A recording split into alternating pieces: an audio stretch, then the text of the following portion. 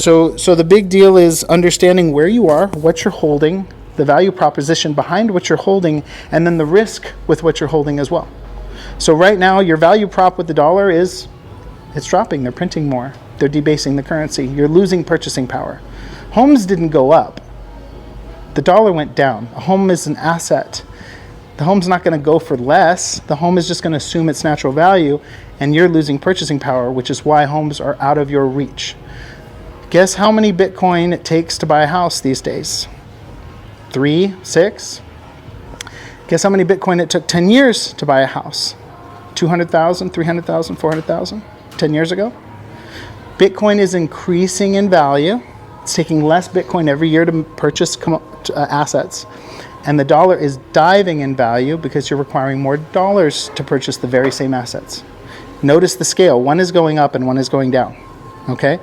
And so not only are you protected, it's growing and it's secure, but like I said, the cost of ownership is minimal as well. So how much do you pay for your bank right now? How much do you pay for your accounts? How many fees do you have in your accounts? Has anybody had to make a cashier's check? What's the fee on that? Have you ever? $15. Have you ever tried to use the money sending feature in a bank? Western Union, go to send the money. It's like $200, costs you $30 to send. It takes a week to send it, and then they lose the money half the time. That's not my story. I used to work in a hospital, and one day one of my colleagues comes in and he throws his keys on the ground, and I'm like, "What's going on, buddy?" And he's like, I send $200 to my mom every month, pays for her maid, her home, her food, everything in Ethiopia. He's all, in Western Union, they charge me $30 and they lose the money half the time. And I said, what? They charge you 15% to send money? How is this possible? He goes, well, that's what they do. It's how the system works, what they always done. So I sat down with him. We had him make a blockchain wallet, called his mom, had him do the same, link their accounts. Now she gets the money whenever she wants, instantly. It's a penny fee, and there's no lost money anymore. How many people work in the US that send money home to other people in other countries that would love to usurp an expensive delayed system? Lots, right? Let's just be real and honest. This tech is just better. This is like a Blockbuster's Netflix situation, okay?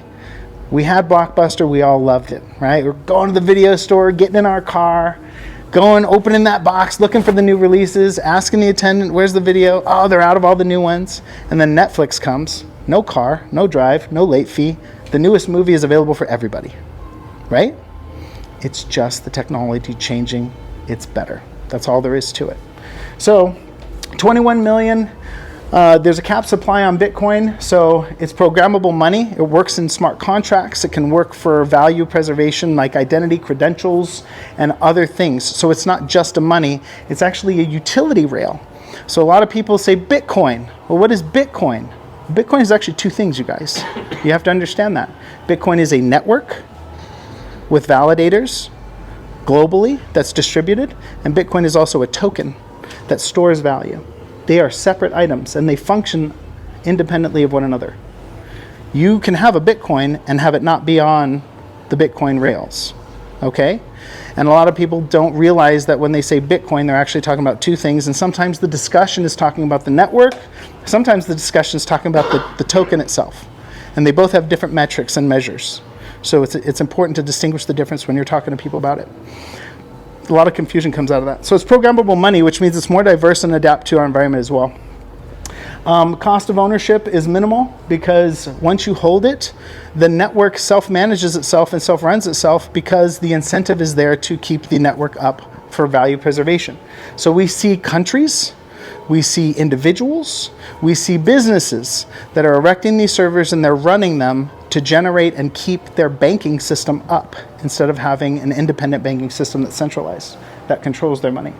Like I said, it's also adaptable to the world. So as the internet and Web3 start to evolve, instead of us using our credit card, we'll be able to authenticate who we are in a Web3 environment. We'll be able to show validated credentials of who we are and what we do. And we'll also be able to buy things in commerce utilizing this technology. One of the biggest flaws we have in our technology right now is the fact that we use a credit card online. There is no way for the vendor to know that is you using that credit card online. There is no way. But with technology like this, with digital ID, you can actually validate who you are, and you can authenticate that you have the right to use that card in the Web3 environment, which is a revolution. Because right now we are just a dot with an address online, and there's no identity tied to us. So anybody can be anybody. My daughter could pick up my VR headset and walk through my rooms and go through my environments pretending to be me, because there's no Web3 identity. Blockchain gives you that ability in this new Web3 space to validate those things. So it's really important to understand that, yes, it's energy intensive, but they're already migrating the technology to be more cost efficient. So if we understand the value proposition of why Bitcoin particularly is so valuable for our future, then we can also start to leverage this thinking into other blockchains and see how they marry up in comparison. So let's remember, it's portable, it's globally diversified, it has a fixed supply, it's using SHA-256 hash encryption, it's highly secure. When we look at other networks, let's look at SUI. You said SUI, right? I want to see how SUI's doing. So I will move forward on this. Oops, gosh, sorry about that. Let's pull up ChatGPT. Is anybody using ChatGPT these days? I do. Okay. I'm not Googling anymore. What's that? I'm almost not Googling anymore. Exactly, right? So tell me about SUI and its metrics. Go over market cap and what it's about. Okay, that's a really easy question for it. It's just going to give me some metrics on SUI. It's going to go to CoinMarketCap. So it says SUI is a high-performance layer 1 blockchain designed for instant settlement. So this is its selling point. So SUI wants fast transactions and settlement times. So what are they sacrificing for this? So scalability. SUI employs a unique parallel transaction processing mechanism. This sounds like Hashgraph Federa. Low latency, developer friendly, and object-centric model. SUI's data model object simplifies the tracking and management of assets. So the way I'm reading SUI, 500 million to 1 billion. Let's see. Token utility serves for transaction fees and staking governance and incentives. What is SUI about? What's the market cap? Did it say that? If I missed it. So let's see what the market cap of SUI is, and then we can discuss it based off of these metrics. I read that it has a tendency to be less decentralized. Okay, so 600 million on the market cap. So here are the things that I've seen. So it has a large token supply, not fixed. It's not decentralized, like you said, and it's a utility token. So what market are they going to capture? Because every single one of these things is already being done on major global blockchain networks. Bitcoin is doing them, Ethereum is doing them, Cardano is doing them. So SUI is coming out doing something that they're already developing. So my question to you is, what are the chances that a smaller $600 million market cap is going to beat a $1.7 trillion market cap already in motion? And this is the rub, you guys. Because right now we see an explosion of this new technology, and the core of it is this: a decentralized, globally accessible network where we can communicate. Okay? It's all about communication. This is what blockchain is: free communication back and forth without a mediator. So when you have other projects that jump on and say, hey, we want to do it too, we'll be a side chain and we'll do it for a fee. What have you introduced? MasterCard, Visa. You've introduced another middleman that's going to perform a settlement action, right? That's what Visa does. We'll do the settlement action. We'll settle with the bank later for a fee. Blockchain, the whole purpose of its fundamental design was peer-to-peer communication. No middlemen. So this is a logic problem that I'm starting to see in the ecosystem. We have an old school thinking that is trying to generate business the way business was generated before on new rails that really don't accept this model.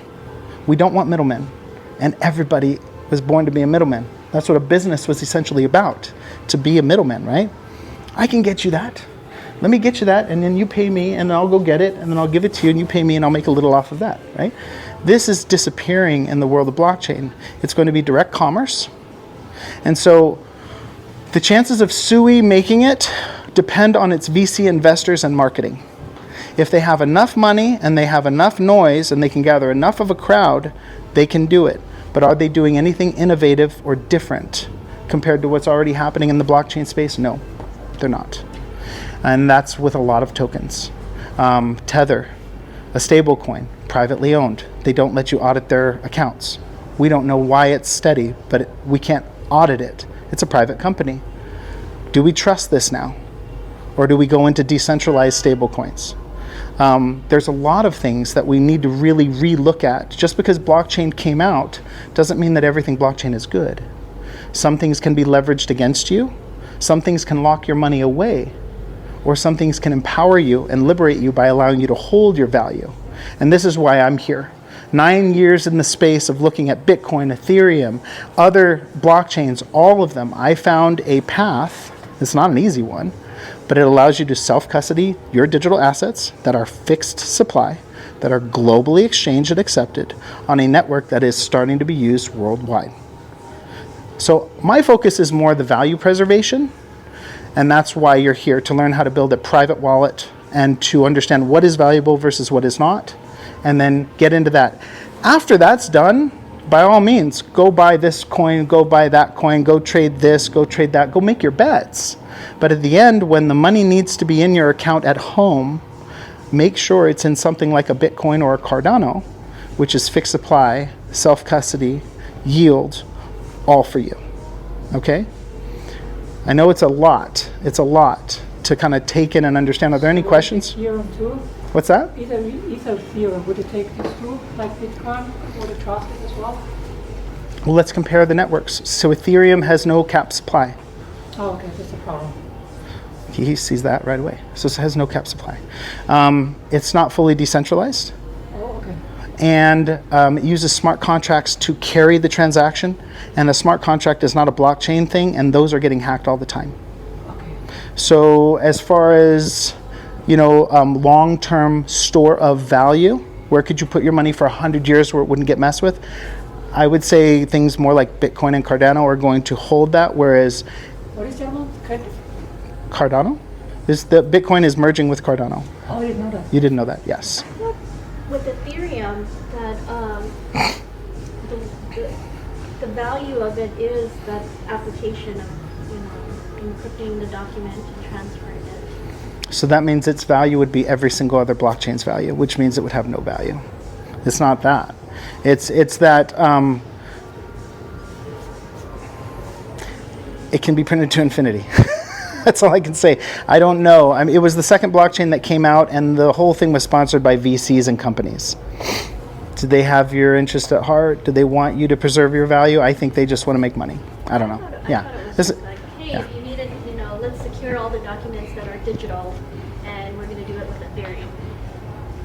I've never heard that in my 9 years. No. Oh, Yeah. I've honestly heard it as a big business market where it is controlled and run by businesses and VCs, and their game is, we can provide you something of value. Give me your money and we'll give you an NFT. Give your money and we'll give you this. We'll give me your money and we'll give you that. But they're handing out tokens for value right now. And it could turn into something, like I said, they could do trading games with this in the future. They can use these as utility for something, but the truth is there's no cap supply. So if they can print infinitely, how is it valuable, right? Gold had a cap supply, that's why it's valuable. Bitcoin has a cap supply, that's why it's perceived as valuable. And so does Cardano. Yes, sir? But will you be able to apply the self-custody to Ethereum? No. To earn money, okay, let's talk about that in detail. Yes, of course you can self-custody your Ethereum. You can get a hardware wallet, a cold wallet, you can stick it in a wallet, lock it offline, and it's protected, and nobody in the world can touch it. But it's not going to yield. It's going to sit there. And the only way it grows is the value of the network grows, and then what do you have to do to capture that value? You have to sell it, right? So on Cardano, you can actually hold your tokens in a private wallet, offline cold storage, can't be hacked, but you can actually put the tokens to work and they'll yield every 5 days, compounding. How do you spell Cardano? Cardano. And so that is life-changing, by the way. Look around for me. Do some research for me, guys. Try and prove me wrong. Find a place where you can hold your own money and you can yield interest returns while it's in your custody. Because I haven't found one place on planet Earth that provides this except for the Cardano network.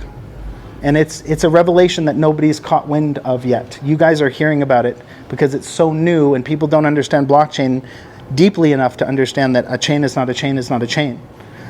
And so almost every single chain, while you're holding your money, yes, you can hold it. But the second you want to utilize it, you have to give it to somebody. So on Ethereum, how do you stake on Ethereum? What's the process? So you take your money that you just bought, you have it in your own wallet, and you have to send it to a node operator for 2 years. They lock it down for 2 years. You don't have that money. It's not in your wallet anymore. It's in his wallet. And then if it gets hacked, or if he does something wrong, you get slashed and you lose that money, or you lose a percentage of it. This is an interesting thing to build into a network. So much risk, unnecessary risk, by the way. So how to get started on Bitcoin? I'm relatively new to this. So Yeah, that's okay. So what was your question, sir? how to get started on Bitcoin? How do you get started? So yeah, so if we're really full on the fundamentals and understanding the value proposition, I can actually go into building a private wallet if you guys want. So here's I would like yes, to understand a little bit more about the Okay. conversation because Yes. it will make me feel more comfortable. absolutely. Yeah. Go. What questions do you have? Anything? Yeah. I don't know enough that I can ask intelligent questions. So here's the interesting thing. Understanding it is paramount. Okay, it takes about 150 hours of research to get your epiphany moment. That's what they say. About 150 hours of looking this over and researching it, comparing and modeling it with history, gold, money, governments, how they create fiat, how that fiat crashes and why.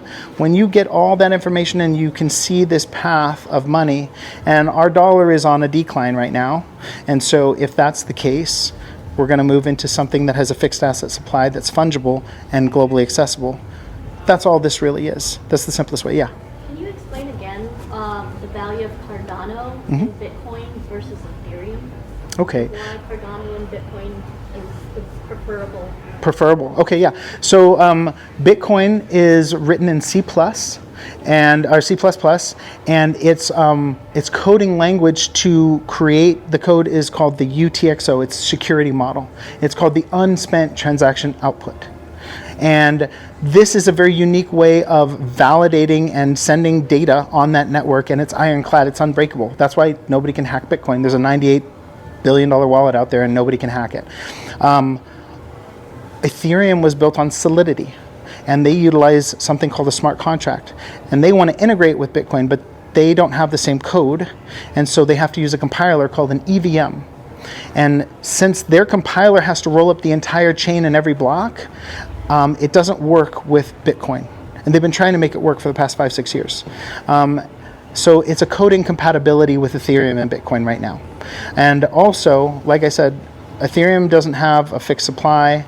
It doesn't aid in self-custody. These go against the very ethos of why Bitcoin came here.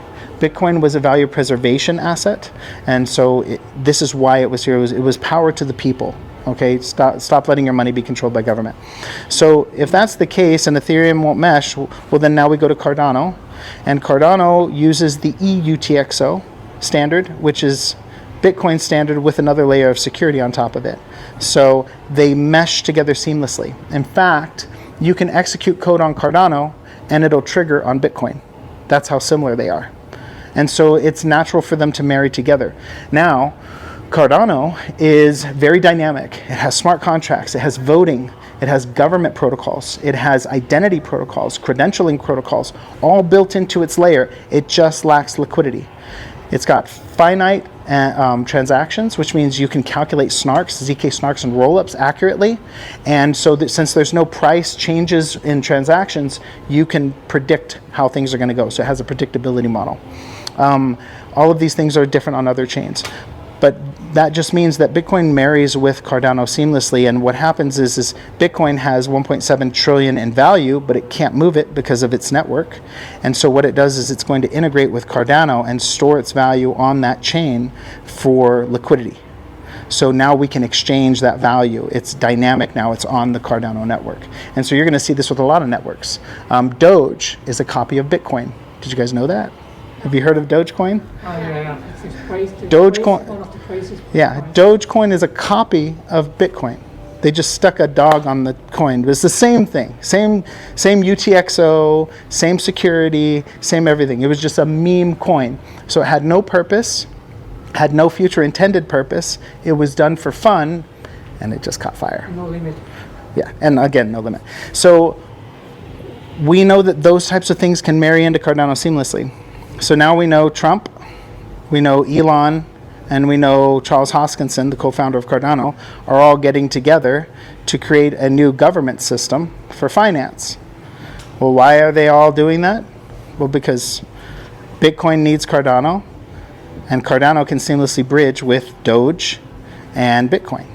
Yes? You're saying that with Cardano, the ability to send money seamlessly Exists, yeah. Because Cardano is the fastest, most secure network in all of blockchain history. Cardano is the longest standing network to be up without having any hacks, crashes, or problems. Even Bitcoin. It's been up longer than Bitcoin has without a problem. Yes. So you're saying so somebody who owns Bitcoin would move their Bitcoin to Cardano in order to do a transaction? No, they wouldn't have to. They could actually wrap their Bitcoin in a Cardano and send it across the Cardano network on the rules of Cardano.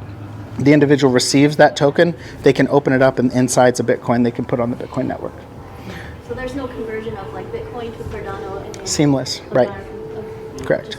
It's wrapped, right. Which is really powerful. So basically, Cardano is this frictionless train rail station globally, and then now we have all of this liquidity that is having difficulty being moved because they've been trying to get with Ethereum to get the EVMs working, and they can't. The snarks are too big, yeah. Do you, what platform, like I used Binance, but I don't really Sure. understand Binance versus Coinbase versus, then you have wallets. Right. So this is a really big thing to understand, and probably one of the fundamental, most important things. I'm glad you asked that. Okay, so Binance, Coinbase, Kraken, Gemini, Crypto.com, all of those places, they're third-party vendors holding your money for you.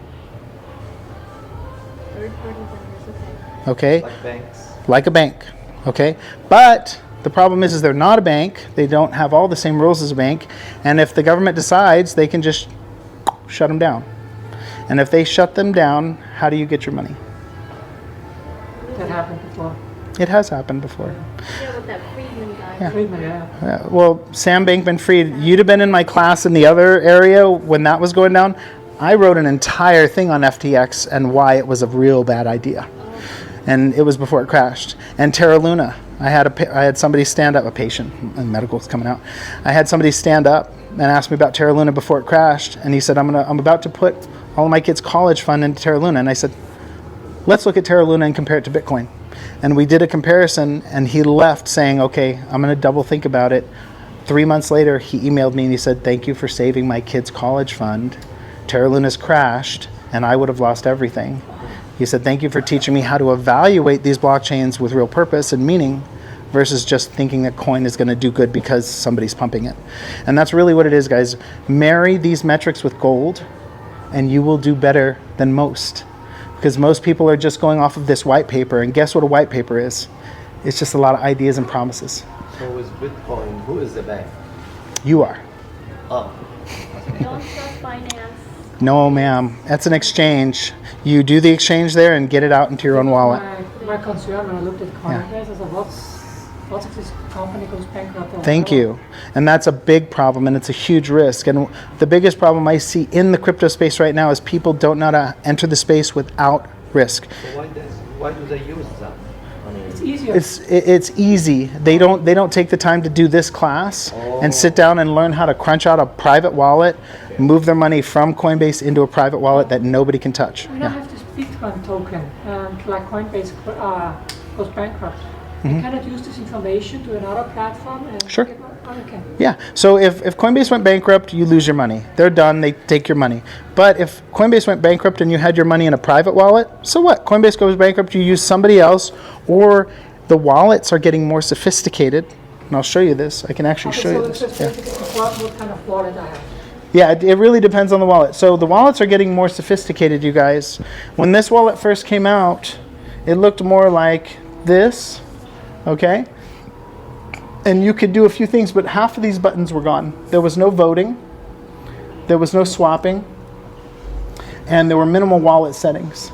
And so what's happened is as the network has been maturing, also there was no, I can't do it on here. These wallets only exist in your local device, right? Yeah, the local device. And I want you to think of a wallet more as like a portal.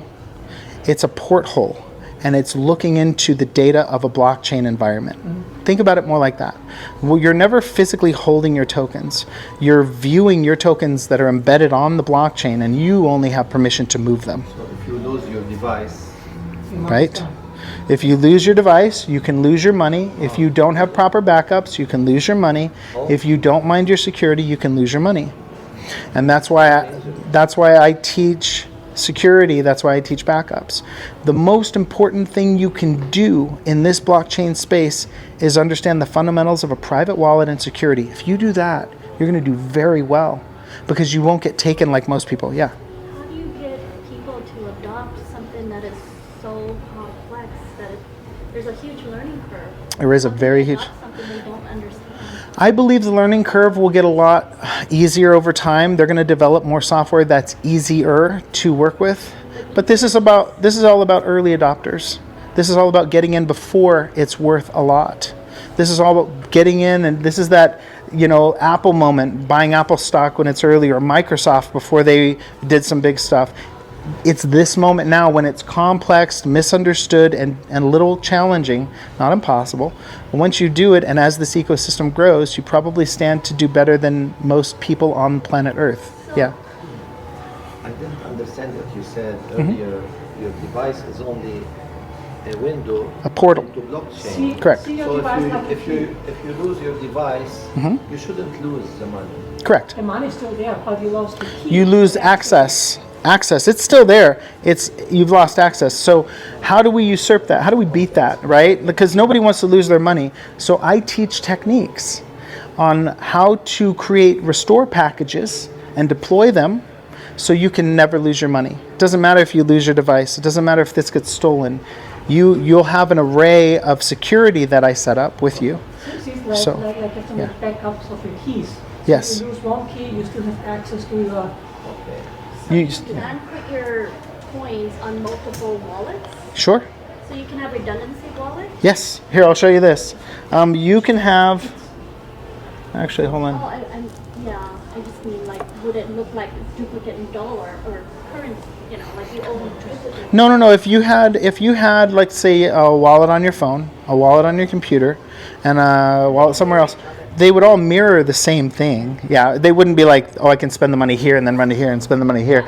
It's just that portal is open on that device. The portal's open on this device. Set up so that you can mirror. Yeah, And if you upgrade your phone to a new version, doesn't matter. Nothing changes because it's all on the global blockchain network.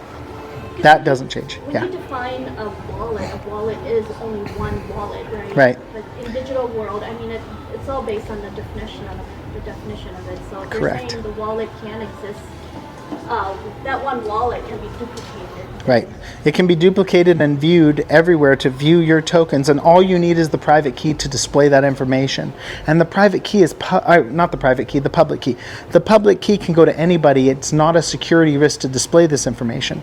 So you can literally pour it in, view your tokens, and there's no security risk. And then you can pour it out. So what I wanted to show you here is I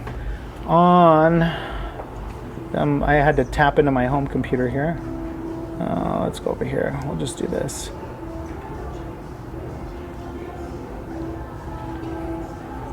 So, hopefully. Let's say 40%. Okay, so see, I have multiple wallets, right? These are toy wallets that I play with. So you can have multiple wallets, and on these wallets, you can view them, right? I'm viewing all these wallets, and then in each wallet you can go in and you can look and you can swap. So instead of going to Coinbase, they're letting you swap right inside your wallet now. And right here it says buy ADA. But then what's the difference between these wallets and Coinbase? Slowly nothing. So Coinbase, Binance, Gemini, Kraken, they have an expiration date. Wait, what is What do that? you mean by expiration? Well, pretty soon, people pretty soon will be able to do every single thing directly inside of their wallet. So why would they need to go to Coinbase? Right now, you can already buy ADA right from your debit card, right into your digital wallet. You can swap tokens right into your digital wallet. Coinbase will have an expiration date. So will all of them. Which means if you're holding your money in them and they have a potential expiration date, when does the expiration date hit? The second they start losing the uptrend of liquidity. It's not when they're bankrupt. The second they realize no money's coming in, they're going to close their doors. Yeah. So to buy Bitcoin, I have to exchange my fiat currency for Bitcoin. This is the whole purpose. Yes. What do they do with the fiat currency? Why do they want? They're taking it right now because they're liquidity. They're spending it right now. They're spending it. They're using it for rent. They're using it for mortgage. You're trading your dollars that are being devalued for something that's growing for tomorrow. They're using your dollars for today. You're using storage that's better for So tomorrow. it's not coin. It's not money. It's a storage of value. Storage of value. Because I can't go to the bar and buy me some Guinness for Bitcoin. Not yet. Like I said, we're early, right?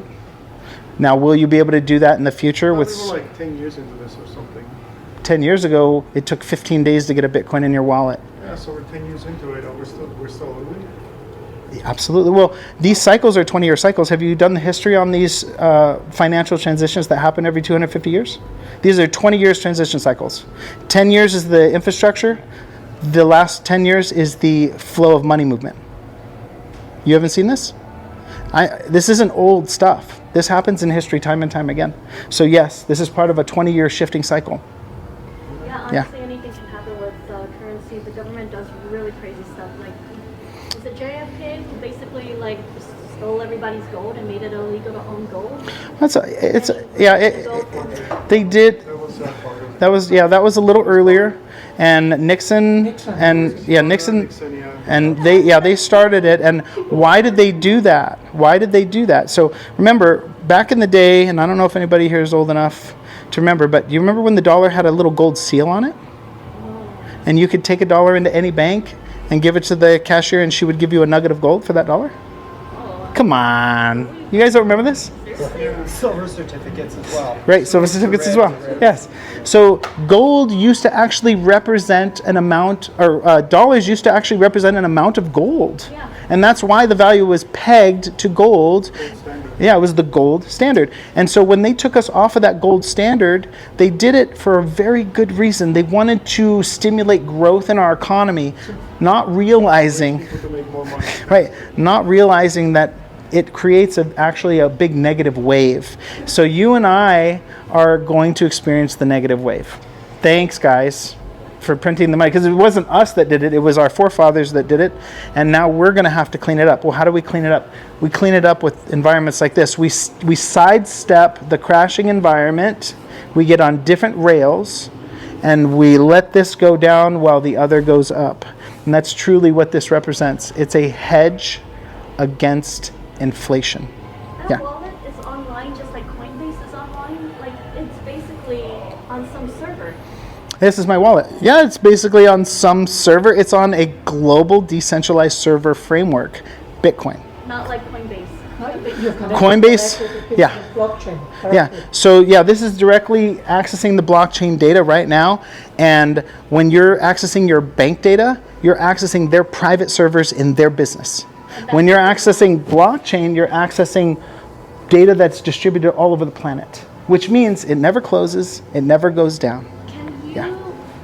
describe the wallet versus Coinbase? Sure.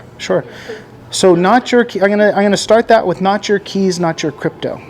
Okay, so a lot of people don't understand that you're only really holding your money in this environment if you've constructed a private wallet and you have the seed phrase for it. Why? Because the seed phrase is your ultimate backup. So people ask, you're worried, oh, what if I lose my money? What if I lose my device? Don't worry. When you build a private wallet, the third step in building that wallet is you getting a set of words, 24 words in fact.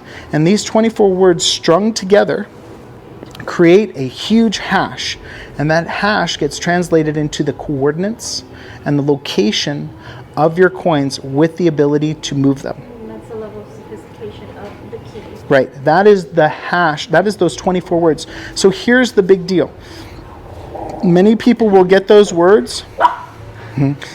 Many people will get those words, they'll write them on a piece of paper, they'll stick them on their desk. I got my crypto wallet. Let's go put $500,000 on it. And then the maid comes in and she cleans up the papers. And I don't know where those words are anymore. That's okay. I still have the password. I'm good. And so they've got their money. They got their password. 6-8 months go by. They want to access the wallet. Gosh, I forgot that password. I forgot the password. God, I can't remember the password. And the maid threw out the seed phrase. So he's lost his restore backup and he forgot his password. He just lost $500,000. Okay? This is a problem. The seed phrase is no joke. The seed phrase is no joke. In fact, you can weaponize that seed phrase like a Horcrux in Harry Potter and never lose your money. And I just went deep in lore if you guys aren't into Harry Potter. My kids love Harry Potter. But you can actually construct your seed phrase, you can shard it, or you can duplicate it, and you can hide it anywhere. It's very small, and if you store it on steel, there's these things called crypto steels. You embed the words in steel. Now it's fireproof, it's durable. But now every thief are going to go looking at every home for one of the. Sure, for those little plates. No, they're not And you know what they are? They're this big. They're about 1/8 of an inch thick, maybe less. And if you were to take a chop saw in your home, put a slit in the wall and shove it in and stucco it over, guess how many thieves are going to find that crypto steel? You use your safety box. No, No, not. absolutely not. They don't even have to rob you. All they have to do is open the box when you're there, take a picture of your words, close it, lock it, and then go wipe your wallet. Make it invisible. So basically, So put it in. really the only way to store it is to properly build your backups. If you properly build backups like I teach, and you use certain array strategies that I composed, you become indestructible. I'll give you an example. I have a client of mine. Most clients I work with are like this. Hey James, I heard what you're doing. It's kind of cool. I've got X millions. I want to diversify a little bit into this funky stuff. I'm not sure about it, but I want to diversify. Okay, let's get you going. So 4 days, 4-hour boot camp each day. We're going over all the tech. You have to be a master, okay? So you're going to sit with me for like a week, and we're going to go over all this in detail. You're going to build a wallet, you're going to destroy a wallet. You're going to build another one, you're going to destroy it. You're going to send money back to me, I'm going to send money back to you, and because I have this whole fake environment with fake money, and you practice. Why do we practice? Because when you're using real money, I don't want this to be your first time. I don't want you to not be sure. I want you to know these are the proper steps. So I help you build in your security. I don't know all of your security. I give you concepts. You run with your security when you get home. I give you protocols to follow. You run with your protocols when you get home. But introducing these thoughts, concepts, and protocols are the way to protect you in navigating this environment. So we're going to use a crypto steal, okay? Which means, and we're probably going to use several crypto steals, which means if your computer ever gets broken, stolen, it doesn't matter.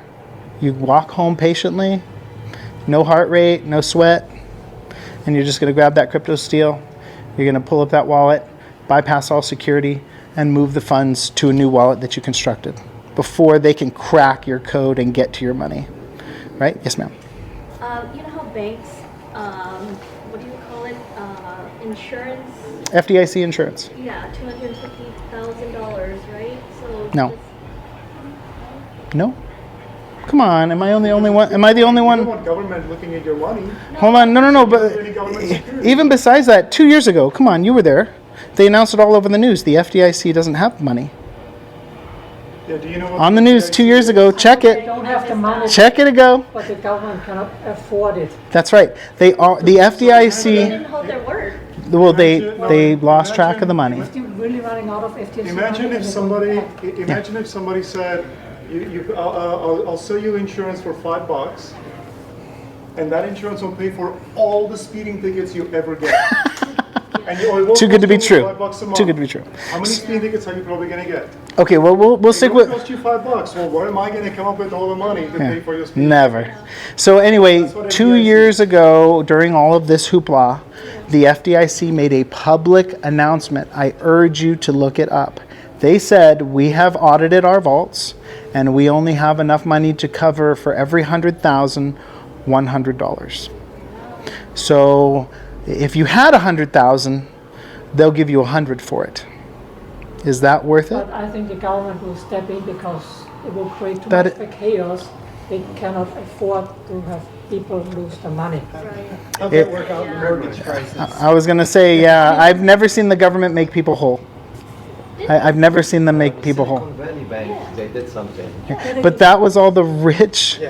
Those are rich guys. They would have killed them. Are you kidding me? They got different rules. Yeah, they have different rules. They're not going to make you whole. They've announced they're not going to make you whole. They've put it on paper and documented it. So when you go, hey, you shut down, where's my money? You owe me. They're going to say, we told you 2 years ago we don't have the money. I don't know what you're doing. So with the wallet, Mm-hmm. it's decentralized. What are the chances that maybe the wallet, your particular, the server that your wallet is on somehow goes down or breaks? So blockchain is decentralized servers globally. They're all sharing the same ledger. Yeah, it's like BitTorrent. So quite literally, every single computer on the planet would have to go down before you would notice it. So it's not going to happen. It's just not going to happen. We have countries running Bitcoin servers now. They're not going to shut them down. It's their money. So understand, the debate is over, you guys. It's over. Our president wants us to be the largest Bitcoin mining farm on the planet. They understand the value proposition. They understand the hedge of against the dollar. The debate's over. It's time. The 50% attack. And they understand the 51% attack, which we all know that could gravitate towards Bitcoin. But remember, marrying with other blockchains scales that 51% attack out. So you're right. The 51% attack would have been a problem with the mining farms in Bitcoin, but not when they start to fuse with other blockchains. Because now you got to do 51% of that chain and 51% of this chain, and that's not going to happen. So I agree with you, but that problem just got solved. So you guys, it's just time to build wallets. And so that's why I'm here. I'm here to teach you guys how to build and construct a private wallet. This wallet is tied to no institution, no government. When you build it, you don't put in any of your personal information because it is autonomous.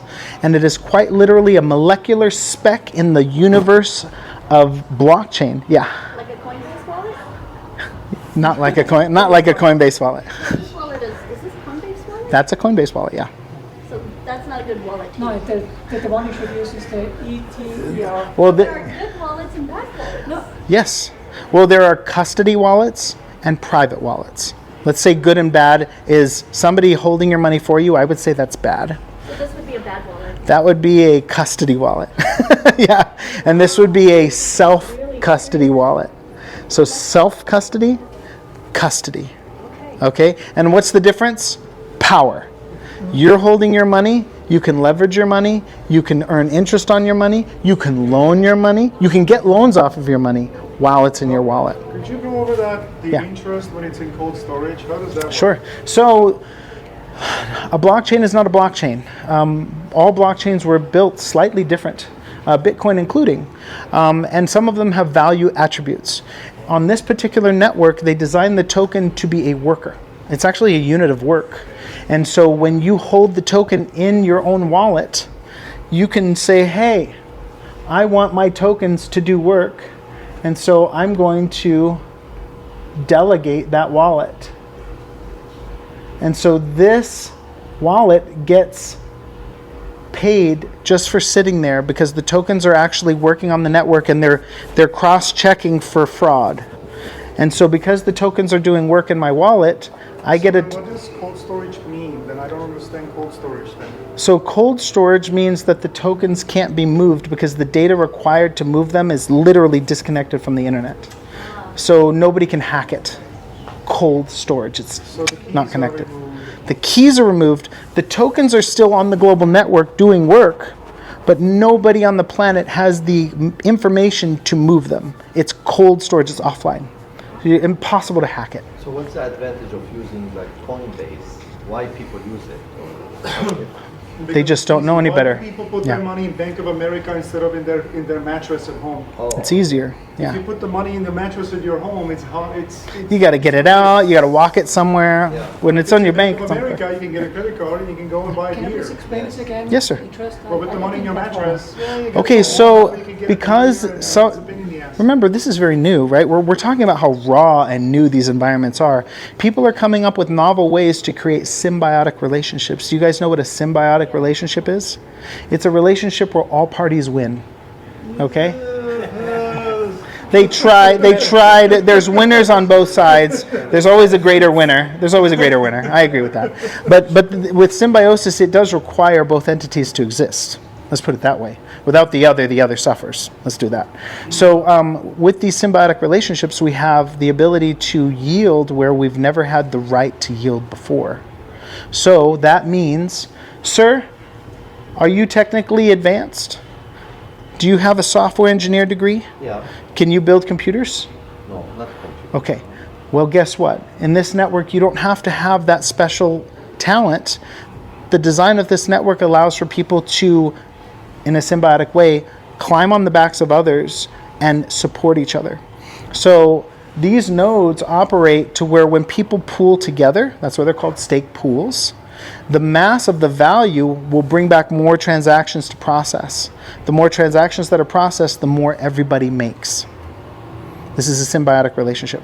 So the motivation for you to get your money and get it out of Coinbase and get it into a wallet is you, when your money is in there, you're holding it, it's fully liquid, it's offline cold storage, but it's yielding interest every 5 days. Yes. Question about that offline cold storage. Yeah. You got the key. It is a distributed server, but you're saying it's offline. And when I want to access it, it becomes online. So it's all Mechanism. it's always online as far as the tokens being on the network. What's offline or online is the access to move them. Does that make sense? So you have to understand the very key itself to move those tokens is a real key. It's a SHA-256 hash encrypted in key. And so you can either have that on a computer ready to launch those tokens, or you can simply remove them, and there's no way on the planet to move those tokens without that key. I'm still lost. It's like a credit card. You tap on the machine. At that moment, it's online. it authenticates. Yeah. And then it's off. Tap to pay is a perfect example of There's offline. a mechanism back there, like Right. a programmatic mechanism. I have to do this. Yeah. as So a- you No, make it's your okay. wallet basically online. Right? You make your wallet, so you create a portal, a location on the blockchain. That's what you're doing. You are documenting a particular location on the blockchain somewhere in the universe, and then the information you have decoded takes you to that location and gives you the ability to manipulate that data. When you don't have that key, you can view the data, but that key is the only way to move the data. So when we talk about offline cold storage, the very password or the ability to move or manipulate that money doesn't even exist on the internet. It's offline. And it's typically offline on a cold storage device, like a Trezor or a Ledger.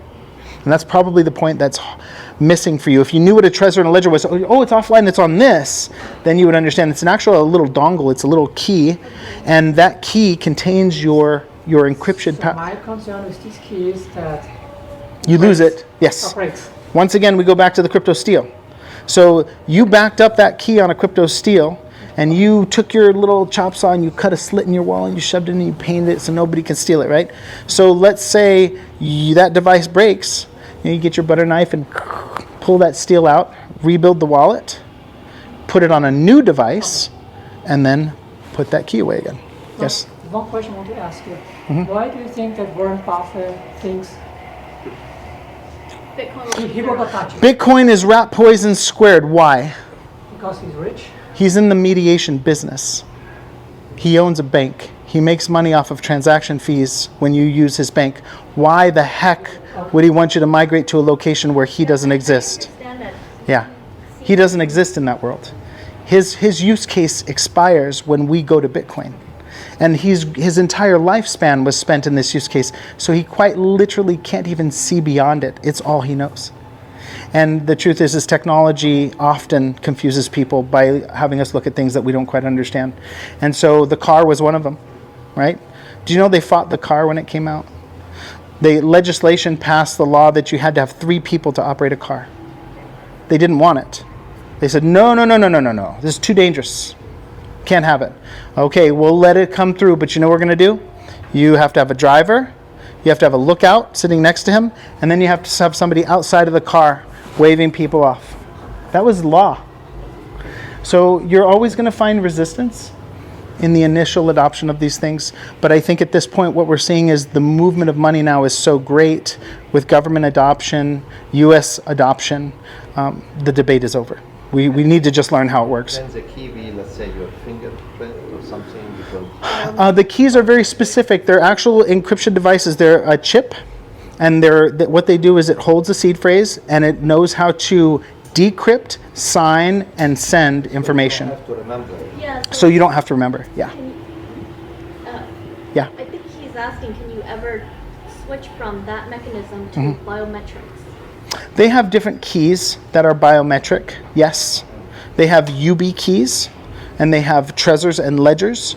And some of the UB keys require a touch or a fingerprint to work, so yes. And you can also have multiple people require a signature to move money. So let's say You you, never lose it. yeah, so you'll never lose. You can make 5 keys. You can make 10 You never backups. change it either. Well, you can always change it. You can always just get your wallet and then move the money into a new wallet and dump it. Yeah. And then some genius company like 23andMe goes bankrupt and they sell the database of DNA. All the finger, and and then your fingerprints out there. Yeah, yeah. So, but 23andMe is going Yes. bankrupt, right. Guess what happens to the database? They're gonna It go get to the it lowest goes bidder. everybody. So the most important thing to realize is never use one item to secure. You should do what's called multi-factor authentication. Okay, so you're right. If a fingerprint gets leaked, well, at least this UB key didn't get leaked, or this SHA-256 key didn't get leaked, or this Trezor didn't get leaked. It would require a few things. So you can build wallets in here, in this very wallet, that require multiple signatures, up to 26 individual signatures per wallet. So that wallet and that money won't move until 26 people have signed it. So if you had a family bank, let's say you had 3 or 4 board members in your family bank. Everybody pulls the money in a private wallet that yields interest. You loan money to your own family at an interest return rate, and you're managing your own family money. You could have a board and say, okay, we're going to give this money to Aunt Lisa, and it requires 3 family members to sign for this money to go to Aunt Lisa. And you can do that. You can establish a family bank utilizing blockchain, and it is far more secure than a bank. Did you hear about the family bank that just went under? So these guys have like $200 million with their bank. They're in partnership with their bank. They wake up one day and the bank closed. Took their money. They're suing the bank because they were wealthy. They had a family bank.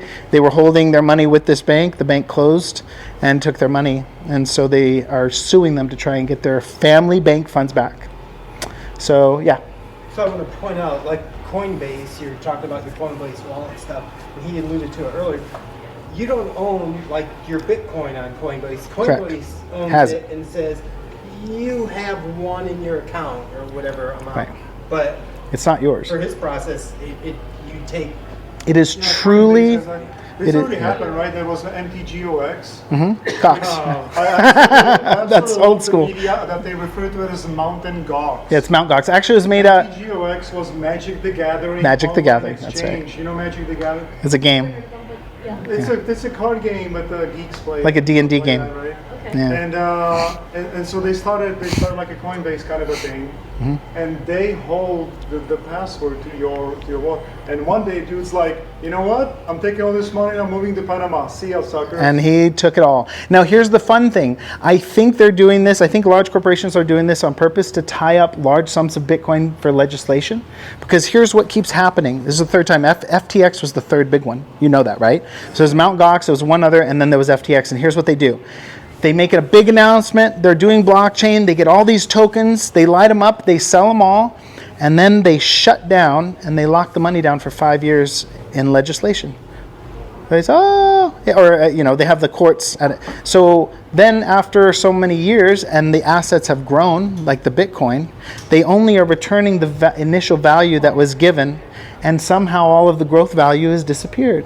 So I think it's an actual trap, to be honest. That's brilliant. I love that. No, it is. It's a trap. That's America at its best. You know. America Once I at its say it that best. way, you're like, wait a minute, how did they not know this? Beautiful. Yeah. So it's a complete trap, and it's a scam, and it's designed to get people like you to try to invest into something new, lock down those funds legally, watch them grow, America at its best. and then give back just what you put in while they capture all the value.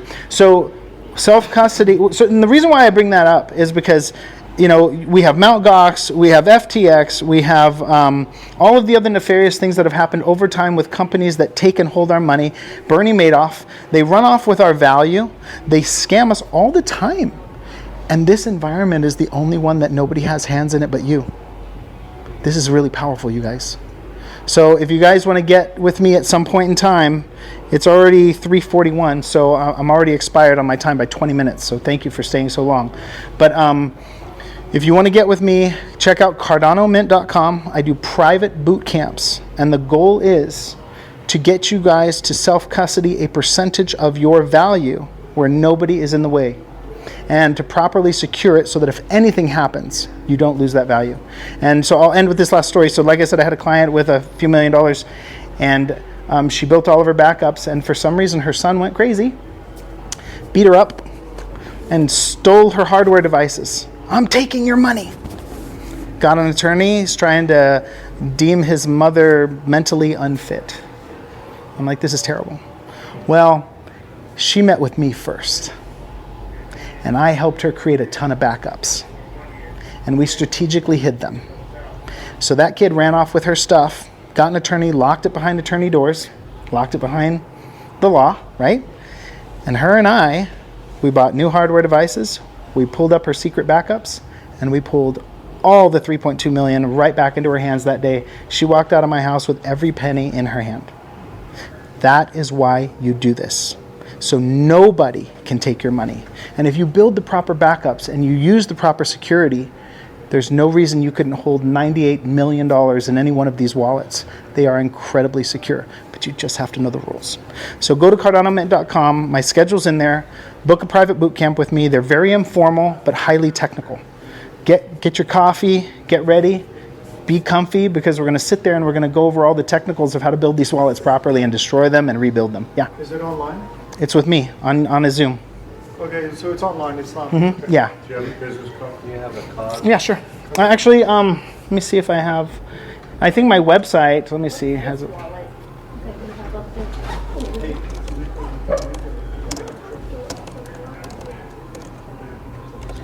How you spell that? C-A-R-D-A? Yep.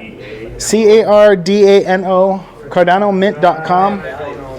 You guys really just get some of your assets in this end of finance. This is really where it's at. 10% of your assets in this environment, and you're probably going to be doing very well over the next decade. We have a lot of value slated to transition from old archaic environments to this new environment. It's going to be a win-win. Just got to. So is it 10% you will do, or will you do more? So what Depends on how much you know. Here's what I find: the more you know, the more you're willing to put in. Okay. So if you're at the 10, yeah, the more you know, the more you're willing to put in. If you, Yes. I don't know, flying in a plane, you die or something. So where is the money?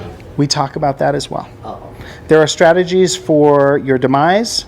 There's strategies for your security backups, and there's strategies for how you interact with certain computers and devices, like whether you walk up to a terminal or whether you're doing something on your phone. We discuss all the security measures for each one Okay? Is this going to create a new industry where there's going to be this individual, an organization, a company, an entity that now, you know, you bring yours and we manage your wallets for you? That's what You Coinbase is. guys, I imagine private Coinbase is that we already have that. private family custody environments, not attached to a bank. Individuals that get licensed, I believe that could be a future business. So Yes. how many hours is the Yeah, course? because not everybody is equipped to manage their own money. Yes, sir. How many hours is the course? There's a really great book. I'm sorry. How many hours? 4 hours. Yeah, 4 hours. From That's Jekyll it. Island. 4 hours and I know everything else. It doesn't No. know this. but it 4 hours, and you'll understand enough not to get scammed. Fiat and all this kind Fair of enough. There was There's a lot to learn. But at least you'll know enough to say, no, this is risky. I'm not going to do that. And a lot of people don't even know where the risk is, you know. So I teach you enough to know the risk, to know how to create your backups, to create an array. And once you do that, it becomes very hard to hurt you. This is our money. We got to protect it. Yeah. Can you share that wallet that you had us? Oh, sure. This is the Eternal wallet. It's the standard wallet I use for blockchain because it is a full bells and whistles wallet, meaning, yeah, ETERNL. And this is for the Cardano network. And remember, this network is fusing through BOS with Bitcoin. Okay, so holding Cardano very soon is going to be just like holding Bitcoin. They're going to literally contain the same asset value. So would you recommend to just buy Cardano versus Bitcoin because of the price difference? I have both. I've been buying both for 6-7 years. So I would say just get both. They're both fixed supply assets. Okay, no, no. Yeah. Do you run any mixers that you would recommend? Run into what? Any mixers that you would recommend? Mixers, like to go out? No. Oh, what's a mixer? You haven't heard that story? No, what is that? Yeah, please share. A coin mixer is so that you can shove coins into it and it will. Oh, privacy. For privacy? There'll be other mixers. So Yes. if Yeah. you're selling drugs or whatever on the internet. Yeah. it's- I've never had a need to use that. And they I pay my taxes. And they just sentenced some 16-year-old. Some 16-year-old was running a mixer out of his mom's basement. No way. And they sentenced him for like 30 years or something in jail. Yeah, no, I wouldn't do that because that's considered money laundering. Yeah, that's literally the definition of money laundering in crypto. So how do you justify this thing that like Bitcoin's like, we don't want the government, maybe, you know, and then the government goes like, that's money laundering. Well, I see. The thing is I don't know what he was doing with his mixer. Was he using in general, Bitcoin? Like all the Bitcoin people, they don't want the money that the government snooping in. But then they're somebody taking somewhere gets hacked, and they're like, "Well, we need the government to step in now and get us online." back." Yeah, that's where you get words like code is law and stuff like code is that. law, Yeah, that kind of all that bullshit. stuff. Yeah. I here's the truth of the matter. You want to know the truth of the matter? Government shouldn't have anything to do with our money. They shouldn't have anything to do with our religion, and they shouldn't have anything to do with our money. It's government.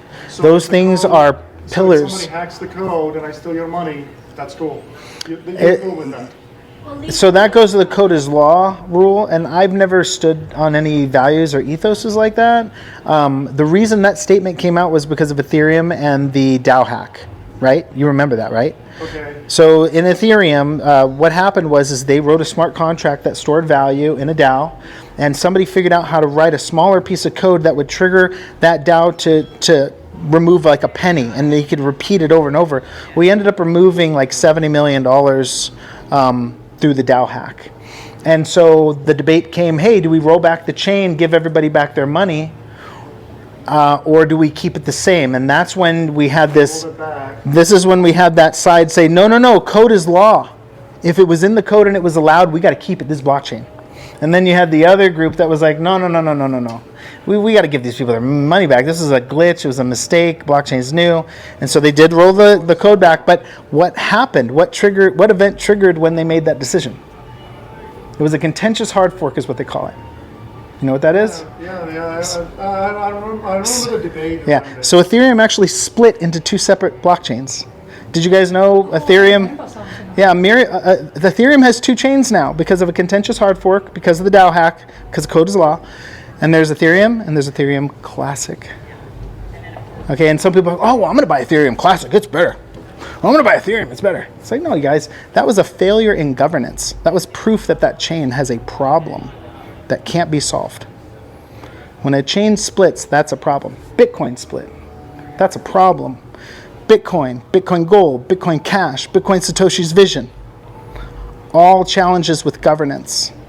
Cardano has governance. They have voting right here. So Cardano never needs to fork, never needs to split. In fact, It Cardano, needs to. no, It needs to like all the others. no, we've already done it. So what's really interesting is this thing has something called a hard fork combinator. We've used it 5 times. And what happens is if there's any new change in the core base layer of our code, we can actually roll it right into the chain and keep going forward without splitting. Which means Cardano can adapt and it can evolve into any new technology that comes in without forking. It's the only chain on the planet that can do this. And we've used it several times. Cardano started as a 1-layer chain. Then it went into dual. Usually you'd have to rewrite the code and change everything for this. Cardano is now a 4-layer chain. It has governance voting. We've done this all through the hard fork combinator. And we're finishing the hard fork combinator with the chain fork upgrade 2 in January. So you're going to see this go live in a couple months. And then it's going to get crazy. When are we going to start seeing Bitcoin being used in stores and purchases and so forth? Leave that for your kids. Leave that for your kids. You're storing value that... Bitcoin worth Yeah. today? 91,000. How much was it a month ago? 60,000. Yeah, so the store selling T-shirts, they're gonna go like, hey, I'm selling a T-shirt for 1 Bitcoin today. Tomorrow, when Bitcoin crashes again, I'm gonna. I lost money. Yeah, I gotta quickly calculate it out. I gotta start charging. 10 They're not Bitcoin. going to. But what's neat is it's an honest asset. A lot of people don't understand the volatility. And they're like, why does it go up and down? Why does it go up and down? Dell was actually accepting Bitcoin for a short period of time. I know people that were teaching classes taking 5 Bitcoin per class. And I was like, oh, Yeah, you could buy a Tesla for a little while Yeah. for Dodge. I think. yeah, for Doge, yeah. Because What's that? There's a restaurant in San Jose that takes Bitcoin. Yeah, there's a lot of places. The D takes Bitcoin. There's 285 Bitcoin ATMs in the city right now. I mean, it's slowly creeping in, and that's the thing. First it won't be there, and then it'll be there all at once. You're talking about the security of that? The security of what? Like The ATMs? Bitcoin ATM. Yeah, Well, the ATMs, they're mostly for purchase and minimal cash out. And honestly, to cash out, you just have to show it a QR to your wallet, and then cash out, and you can plug in your hardware device. To do some sort of conversion of Bitcoin to something that is, More liquid. like dollars. Well, that would be like Like stable coin. Yeah. Maybe we could make a stable coin. and peg the value off of the Bitcoin. And this is what's happening, guys. And so I like the discussion because it's an honest one. How do we really use it? We don't know, but what we do know is it's working as a store of value. And he's right. We're probably going to be wrapping Bitcoin in other network tokens that are more easily spendable to do that. So really what we need to see Bitcoin is as a digital store of value that's growing, and we can't even fathom how it's going to be used, just like we couldn't fathom seatbelts in a car when we first made them, or we couldn't fathom using rubber or high-end electronics and speakers in a car until we had it for a while, and we're like, hey, we could modify this even better. We can go high speed, we can do better transmissions. All of these things are going to be improving over our lifetime, and what's really interesting about that is this means money is going to be migrating into this space for the rest of our lives. We have an opportunity like... Liquid.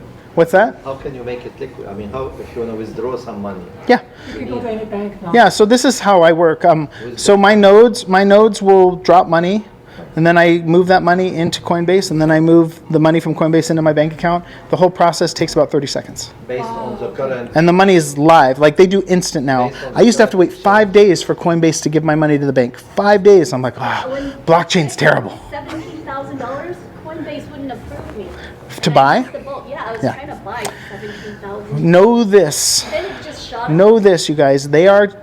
I set up wallets for people every week, multiple times a week, all the time. People are coming to my house, we're sitting down, we're walking through the process.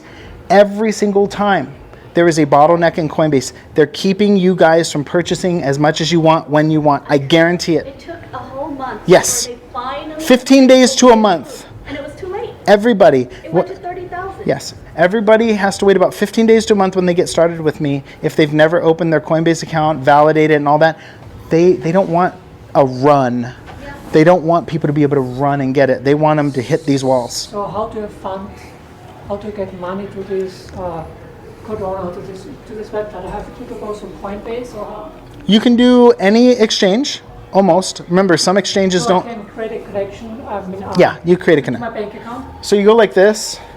You would go receive, and then you would go like that. There's your receive. That's how you get money in there. You scan that with your Coinbase and send it. So okay, so first I have to find an account on Coinbase before I get it here. Yes, for now. Now, in some states, notice how this wallet doesn't have You it. go to an ATM, right? Yeah, you can go to a Bitcoin ATM too. This is on an iPad. I don't know why Apple does this, but on the web, there's a button right here that says Buy ADA. I showed you earlier when we were looking through my computer.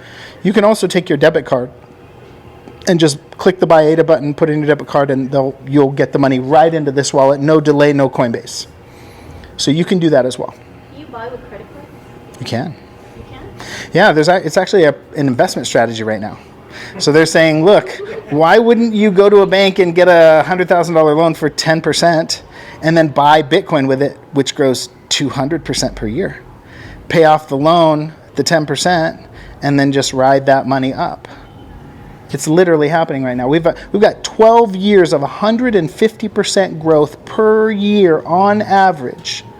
And right now, money is for sale for like 7-10% in the bank. Cheap money, huge growth. There's a lot of crazy strategies out there. I've employed some of them. So, And just in case you're interested, there is an ETF that's pegged to Bitcoin right. going down. yes, yeah, So to short it. There's an ETF that's To short shorting it. Bitcoin. Yeah, It's called so you can make BITI is the stock symbol. you can make money on the way up and the way If you don't down. believe anything he said for the last couple of hours, You still go the other way. it's a possibility. Yeah. So the migration will be great, right? So is everybody even curious as we all knew it was going to go to 90, right? Are you guys shocked that it went to 90? Yeah, very much. Really? Yeah. It should go, let me shock you again. It should go to about 180. I heard Because it's it going to go went- to 600,000. Because it was Not this year. 60,000 went down to below 20,000, and that's when I thought maybe it's not the right thing. It always recovers because it's an honest asset. You can't print, burn any tokens, and you can't adjust rates or stimulate or unstimulate spending, which means it's the first honest asset on the planet. This translates to when money goes in, it goes up. After gold. Yeah, after gold. It's the first asset on the planet that will fluctuate when value goes in or out exclusively. But there have been governments who banned Hmm? Bitcoin. They've regretted it. Okay. Haven't they? Didn't Germany? Governments banned. Yeah, Germany, China banned Bitcoin 5 times. 5 times? Well, they keep unbanning it. But they're finding it. Yeah, they have the second largest mining farm on the planet, and then they'll ban it. The price will crash. I think that's when they buy. I think that's when they buy, and then they unban it and it goes back up. And they've done it 5 times. So if you guys hear China's banning Bitcoin, I want you to do this, ha ha ha, because they're going to unban it. They're just doing it to try and manipulate the honesty of the Yeah, market. so if they're banning Bitcoin, then buy it. Yeah, if they're banning it and it drops, you buy it. Get on their train, because that's why they're doing it. So they banned it 5 times. They've unbanned it 5 times. They're using it now. They actually use a digital yuan. They're all into blockchain, and that's just the way it is. So it's here, you guys. It's real. I would love to show you the nuance and intricacies of working with these devices. Like I said, get on my platform, get on the website, sit with me for a week, and let's get this done. I'll help you guys build out an ironclad security protocol. Are you part of Cardano? You said we, but I always say we because I think we the people. This is all freedom of money for all of us. But you're right. I am part of Cardano as I am a stake pool operator for the network.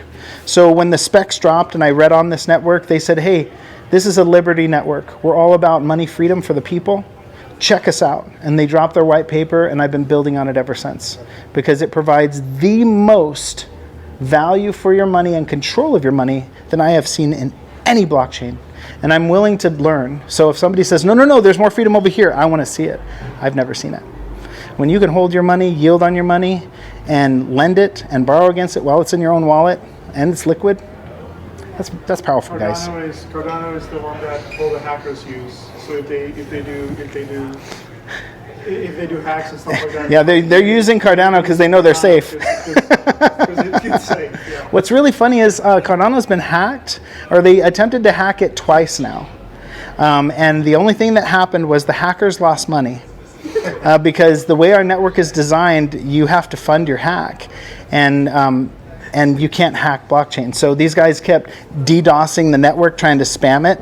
And since Cardano can scale because we batch transactions, these guys were spending all this money trying to slow the network down. And we were just taking all their transactions and dropping them in a block and going, processed. And so they walked away after a while and said, we can't slow the network down. So even if Cardano disappears one day, I still have my Bitcoin. Absolutely, absolutely. And I don't think Cardano... It's basically a wrapped Bitcoin, right? Right. It's just a wrapped Bitcoin, so it's still the same thing. But to be honest, guys, I've seen a lot of networks come and go. I've been here since the first bull run.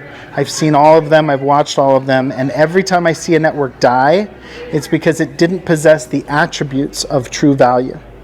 And I've seen a lot die. Ones that I thought were going to do well. I got killed in the first bull market. I didn't know anything.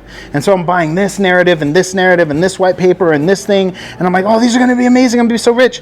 And then 98% of them died. And then Bitcoin kept going. And I was like, wait a minute. Why is Bitcoin going and these aren't? They're all making the same promise. And then I started looking into the back end of it, the fixed supply, the global decentralization, the way the network was security, how the security was made. And I realized, the blockchains are actually different. They're all very different. Yeah. The way Bitcoin, the volatility of Bitcoin is crazy. The volatility is the honesty. It's not a bug, it's a feature. It's a feature. I want you to realize the volatility is not a bug, it's a feature. Right. 2016 or 17. That's when I was buying my Bitcoins at 2,800. I was just buying as many as I could. I was getting tons of them. I knew it was going to go up then.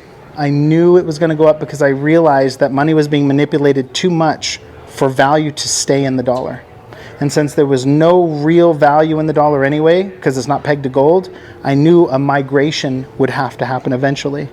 And so far, I've been right. My hopes are that I continue to be right for just another few more years, because that's all I need. But I'm seeing this happen. They really do not want to carry dollars. They really are migrating to different verifiable assets that are equally verifiable globally. They don't want the dollar. And if they don't want the dollar, why should we? Who doesn't want the dollar? Other countries, because, Do you cover that? Like if I withdraw from my Coinbase to my own wallet, And they They can don't that's going to be a always taxable bricks. event, Yeah, they're right? doing bricks now. Coinbase They're moving it switching off of bricks. Coinbase. that's is gonna be not a cheaper. taxable event. It's taxable when you bring it in.